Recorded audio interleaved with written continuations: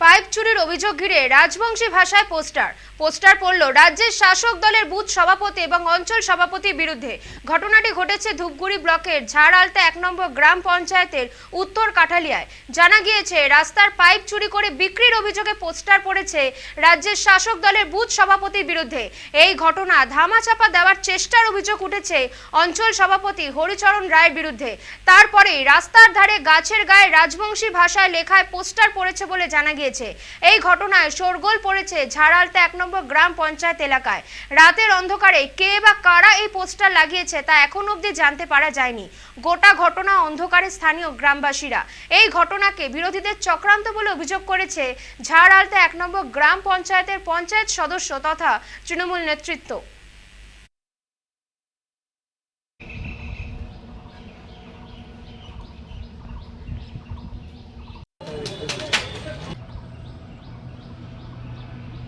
दीदी का नाम जपना सरकारी माल अपना। धूपगुड़ी विधानसभार अंतर्गत 15 नং बुथेर बुथ सभापति एवं झाड़आलता वानेर जे अंचल सभापति मिले रातेर अंधकारे कालबाट बिक्री करे दिएछेन। एलाका सन्त्रास कबलित, ताई सेखानकार शुधु सज्जन मानुषजन प्रतिबाद जानाते पारेनि, ताई रातेर अंधकारे पोस्टार लागिए प्रतिबाद जानिয়েছেন। আমরা भारतीय जनता पार्टीर पक्ष থেকে বলতে চাই যে দোষীদের নাম আমরা দেখছি পোস্টারিংয়ে, তাদের বিরুদ্ধে তদন্ত করে কঠোর সাজার ব্যবস্থা করা হোক। আমি সকাল সকাল এটা জানতে পারলাম আমার এক কর্মীর মাধ্যমে যে এরকম একটা পোস্টার লাগিয়েছে এবং পোস্টারটা আমি গিয়ে দেখেও আসছি।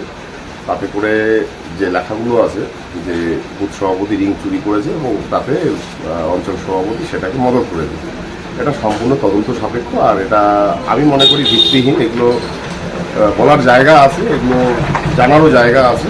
যারা লাগিয়েছেন তাদের নিশ্চয়ই জানার জায়গা, যেগুলো জায়গাতে গিয়ে জানতে পারা যায়, মানে জানতে পারার যে জায়গাগুলো সেগুলোতে যাওয়া উচিত ছিল।